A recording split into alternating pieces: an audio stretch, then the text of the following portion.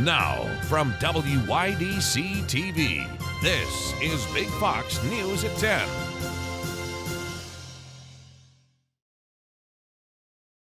Good evening, I'm Anna Manuel. Long-serving Elmira City Council member John Coursey has died. Coursey was 91 and passed away this weekend with his family at his side. Coursey served 15 years as a councilman for Elmira's 3rd District and deputy mayor for 3 years. The former city councilman also worked at Mark Twain Golf Course for over 30 years. There will be a service held on Tuesday for family and friends. The man accused of attempting to stab New York gubernatorial candidate Lee Zeldin has been arrested. David Jacobonis was arrested Saturday on federal assault charges. The attack happened last Thursday at one of Zeldin's campaign events. Jacobonis got on stage while Zeldin was giving a speech and attempted to stab the congressman. Jacobonis was then tackled to the ground and taken into custody. After the initial arrest, he was charged and then released under his own recognizance before being arrested again on Saturday. Areas in Corning and Elmira are still experiencing power outages from yesterday's storm. The storm ripped through the southern tier, even cracking a telephone pole in half. An East Corning family found themselves trapped as 3 trees blocked the entrance to their home. State power officials have stated that power should have been restored to most East Corning houses earlier this evening. The Troy Fair in Bradford County started today. Big Fox's Josh Feldberg tells us what visitors can expect as the Pennsylvania event kicks off for 5 days of entertainment. Fair season is in full swing around the Twin Tiers. The Troy Fair kicked off today in Troy, Pennsylvania. With the Chemung County Fair and New York State Fair right around the corner, people are excited to have fun things to do this summer. I think for a lot of families, it's their vacation. They save up, they come to the Troy Fair, and they're able to enjoy it for the week. Hundreds of people were here today to celebrate the opening day. The fair continues until July 30th. Ticket prices are $10 for a full day, which includes the rides and entertainment acts. Parking is also free. The fair has a variety of entertainment available. There will be different shows and events throughout the week. Some of the activities include a hypnotist, live music, rides, and pig racing. The Cool Zoo is new to the Troy Fair this year, and it is one of the fair's main attractions. The zoo has a mix of exotic animals like tortoises, sloths, and even a baby kangaroo. The zoo also has parrots that were in multiple movies. But it's also like a time to meet your neighbors, see people you haven't seen in a while, and just a great time to get out and such a variety of stuff for the money. Where do you go for $10 and do all that? For more information about the Troy Fair, you can go to their website. Josh Feldberg, Big Fox News, Troy. The Corning Museum of Glass will now offer Enchroma colorblind glasses. Our Maggie Hall captured some visitors' first look at all the color the museum has to offer.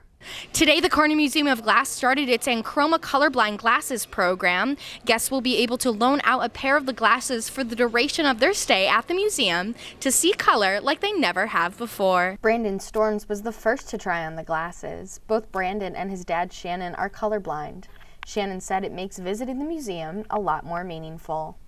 Basically, before I looked at this, it was just a bunch of black and black birds. And with the glasses on, it's a whole lot more meaningful. 1 in 200 women are colorblind. Robin Schmidt is one of those women. She said that after today, she's investing in a pair of Enchroma glasses herself. Robin said the change in her color perception was incredibly significant. Then the other pieces that were so vivid in color were very dull and muted, as I've seen, through my own eyes. But with these glasses, they just stand out. Yeah. It's like I went through the whole museum again in a whole different light.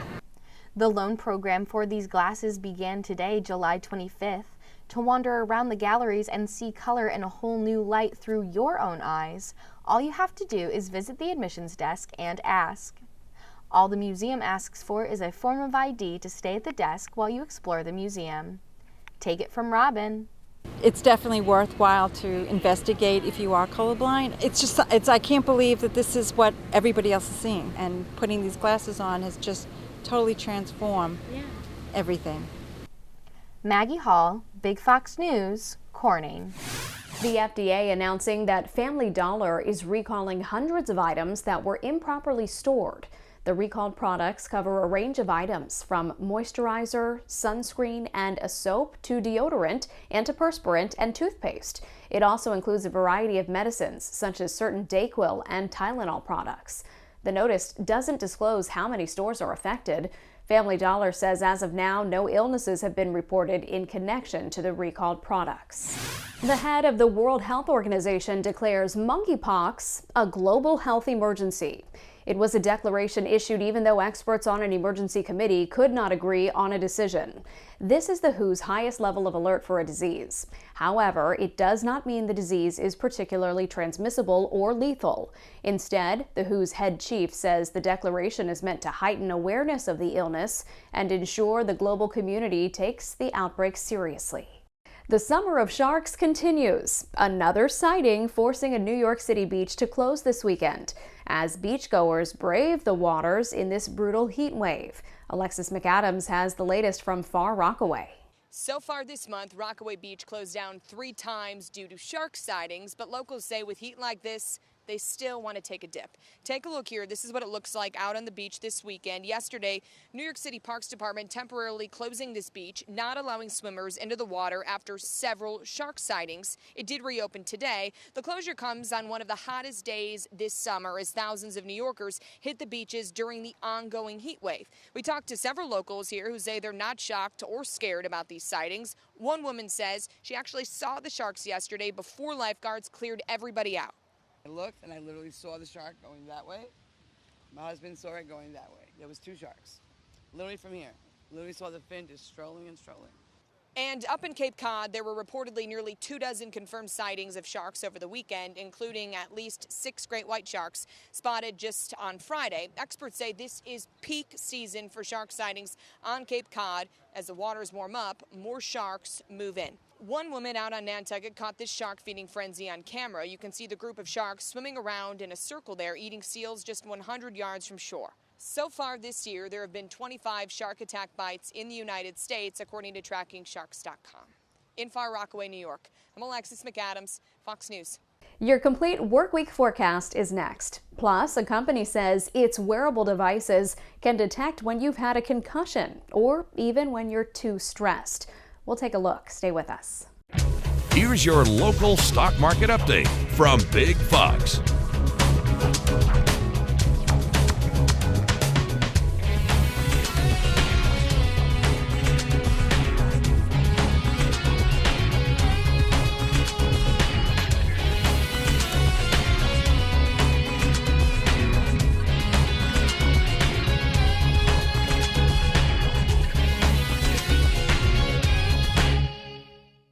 Now, your Twin Tiers forecast from Big Fox.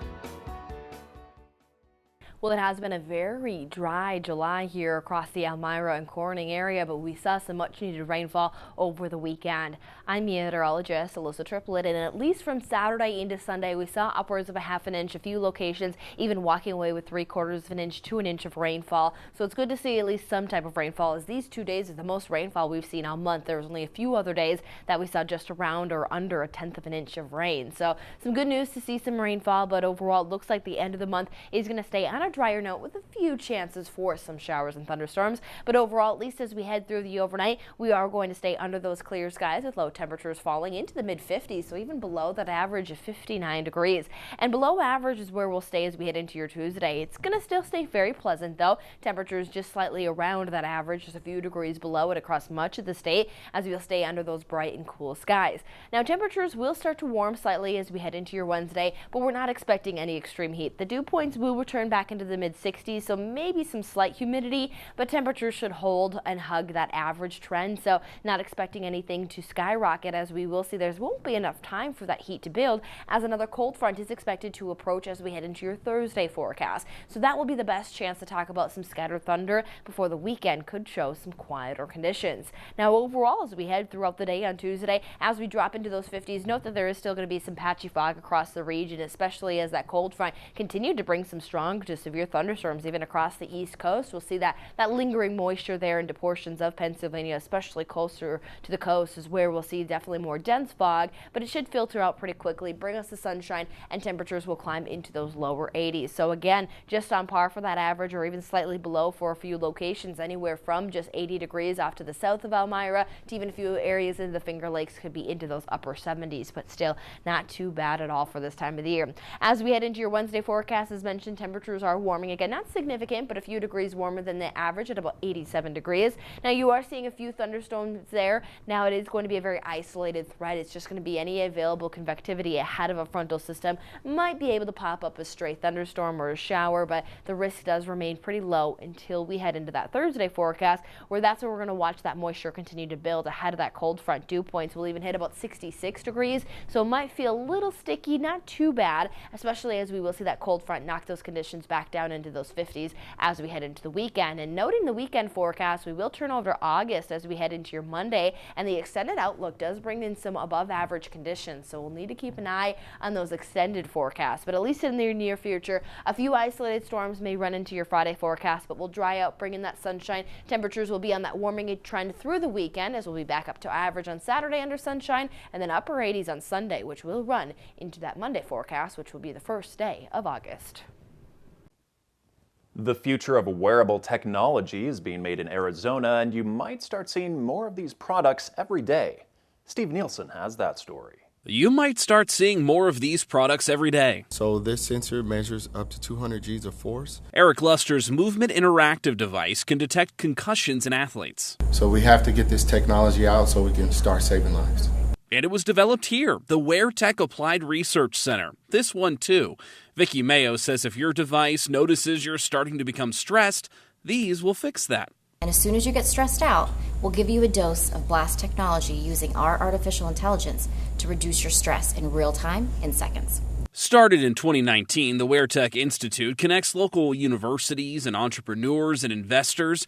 The Arizona Commerce Authority just awarded $1.6 million to 8 wearable technology projects, matching private investment in the small research companies. That means creating new jobs here in Arizona, building out our manufacturing capacity here in the state, and diversifying our economy. They bring in industry leaders to go over the needs of the healthcare industry and then connect with entrepreneurs that can fill those needs. There are many resources that are unknown by us when we enter into the program. Erica Frazanzi's company made this device that detects acetone in the breath to help with weight loss. So we'll bring this to him. You keep on your face. These technologies really have an implication. Luster says this private-public partnership is what was needed for his company to thrive. WearTech was instrumental for us getting on the field today. Boeing workers in St. Louis and Lufthansa workers in Germany prepare to strike, and an NFL owner adds a piece of boxing history to his collection. CJ Papa has today's business briefs. A union representing Boeing workers at 3 factories in the St. Louis area say the workers will strike beginning August 1st, after talks broke down between the company and the union. The International Association of Machinists and Aerospace Workers says the issues for them are 401k and wage increases, and also says Boeing has rejected any proposals for a pension. Boeing called its offer highly competitive and says it's activating a contingency plan to keep the factories operating. The 3 locations that would be affected produce military aircraft. A union representing ground workers at Lufthansa have called for a 1-day strike. A strike scheduled for this Wednesday applies to 20,000 Lufthansa workers at all the company's locations in Germany. It's happening ahead of the next round of talks scheduled for August 3rd and 4th.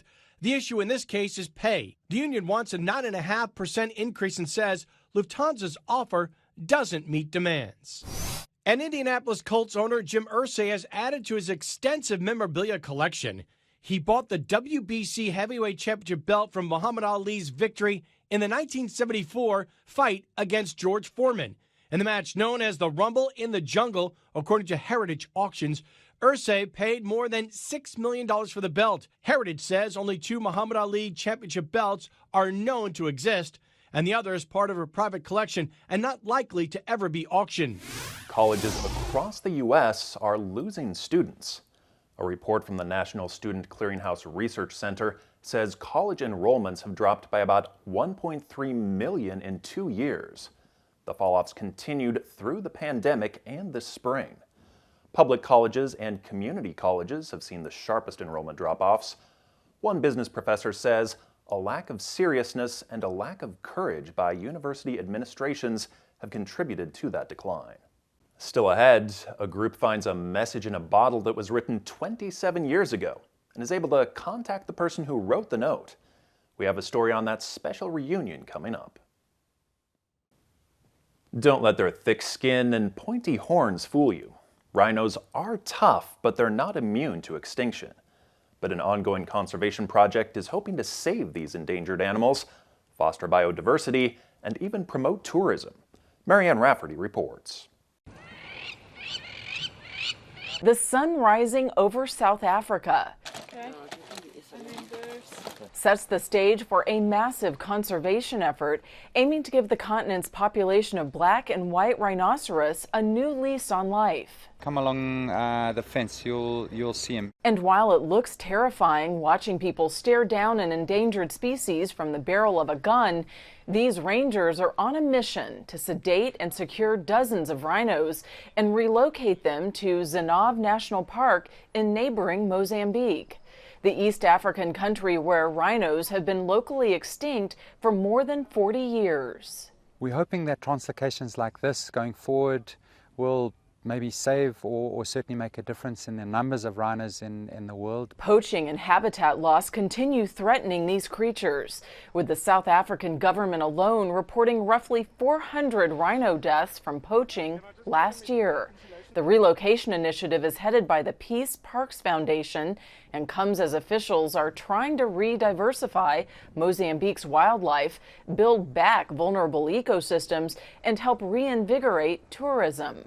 We've done certain predators that we've moved in and a lot of elephants we've moved in now, and now it's the turn for rhino. The Peace Parks Foundation is aiming to move more than 40 rhinos to Mozambique over the next 2 years, with hopes these relocation efforts will encourage the rhino population to grow in the next 10 to 20 years. 4 boys threw a message in a bottle into the water back in 1995. And now, 27 years later, it's been found.